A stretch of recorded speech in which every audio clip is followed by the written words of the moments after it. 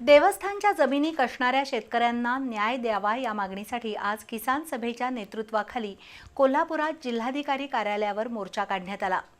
शिरोलीपासून सुरू झालेलं शेतकऱ्यांचं लाल वादळ तावडे हॉटेल, ताराराणी चौक, दाभोळकर कॉर्नर मार्गे जिल्हाधिकारी कार्यालयावर धडकलं।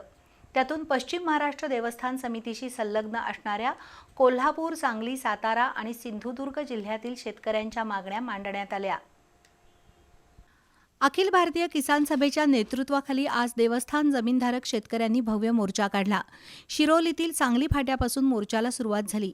महामार्गावरून तावडे हॉटेल, ताराराणी चौक, दाभोळकर कॉर्नर, ताराबाई पार्क मार्गे हा लाल निशाण मोर्चा जिल्हाधिकारी कार्यालयावर धडकला। देवस्थान समितीच्या 7/12च्या उतार्यावर कसणाऱ्यांची मालक म्हणून नोंद व्हावी, गडहिंग्लज तालुक्यातील कसबा नूलमधील शेतकऱ्यांची 7/12 उतार्यावरील नावं रद्द करण्याचा निर्णय मागे घ्यावा। काही गावातील 7/12 उतार्यावर करवीर पीठ ट्रस्ट नाव नोंद आहे, पण त्या जमिनी स्थानिक शेतकरी कसत आहेत। सरंजामी इनाम खालसा झाल्यानं त्या जमिनीवर शेतकऱ्यांची नावं नोंद करावीत। चंदगडमधील स्थानिक देवस्थानच्या जमिनी शेतकऱ्यांच्या नावावर नोंद कराव्यात। कडगावमधील देवस्थान जमिनीवरील शेती पिकांचं नुकसान करणाऱ्यांवर गुन्हे दाखल करावेत। देवस्थानच्या स्थानिक उपसमित्या बरखास्त कराव्यात। खंडकरी शेतकऱ्यांचा खंड भरून घ्यावा।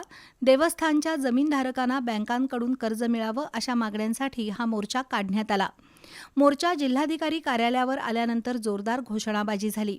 या आंदोलनात उदय नारकर, दशरथ दळवी, आबासाहेब चौगुले, अमोल नाईक, दिनकर आदमापुरे, रामभाऊ कळंबेकर, बाळासाहेब कामते, आप्पा परीट, जयंत तिकोडे यांच्यासह शेतकरी सहभागी झाले होते।